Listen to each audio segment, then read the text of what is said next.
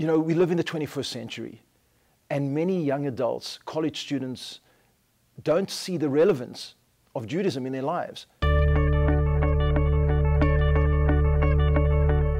We estimate that over the last 10 years, we have impacted about 4,000 students throughout Illinois. We wanted to show them that this ancient wisdom, 3,000 years, can be relevant to their lives every single day.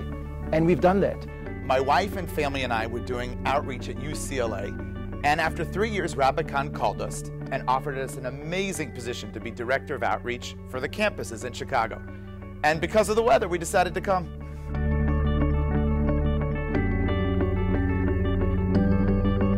JET is filling a unique niche. We are providing amazing, high quality, and inspiring Jewish education for a generation that just doesn't have it.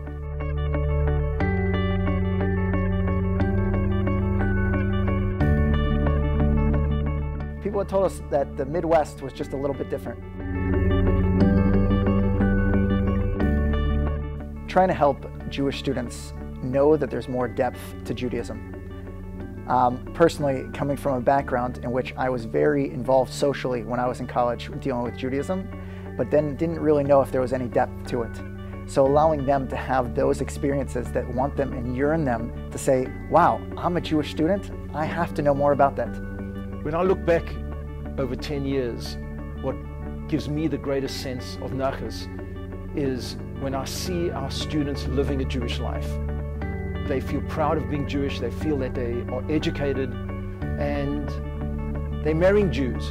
They're raising Jewish babies in Jewish homes.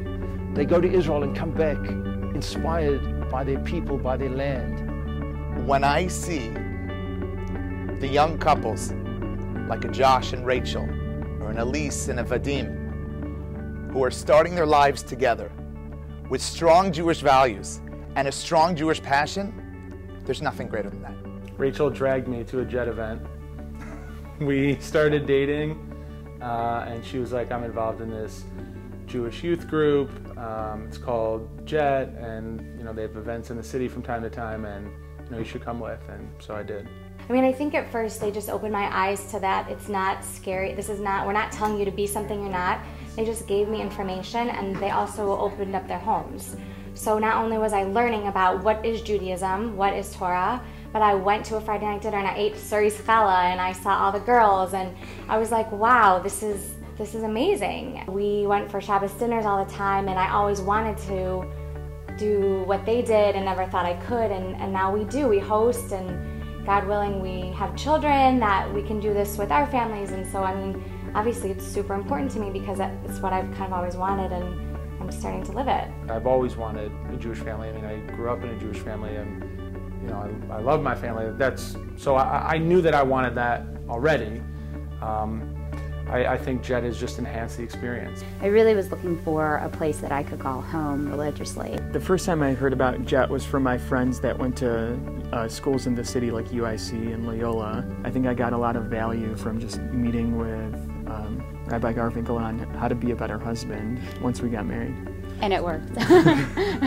For us, it's something that we constantly love doing together, and think it's not only enriching in our relationship together, but our relationship with our friends as well. I think JET has this really good skill in making sure that people feel like it's approachable. It's an organization that you can come as you are. You can know nothing and walk in the door and still very much be accepted, and years later go and do a trip to Israel with a rabbi, or go and lead your own Shabbos in your house, whatever it is, and they give you the tools to do that without them I'm not sure that many people would have.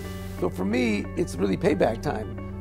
I benefited from organizations like JET when I was younger. I've seen the success of their programs. I've seen young people who came to our house who asked questions about the most basic questions, about Israel or about being Jewish. Some of them really didn't even know what it meant to even be Jewish or what Judaism was. And I've seen some of those people go to the point of going to Israel to study, becoming married, already some of them having children. So in the 10 years, I've really seen quite a bit of success among some of the original JET students. The students and the work that JET have done up to now is really, really impressive.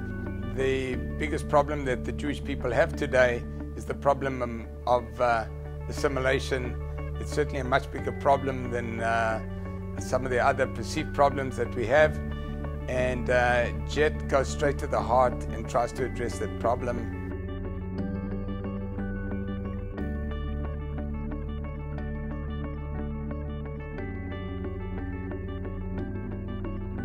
One of our most exciting projects right now is that we just bought an amazing building down in Champaign, where there are 3,500 Jewish students right in the heart of where all the Jewish students are. And that building is going to be filled with Jewish students learning about how relevant Judaism is to them today.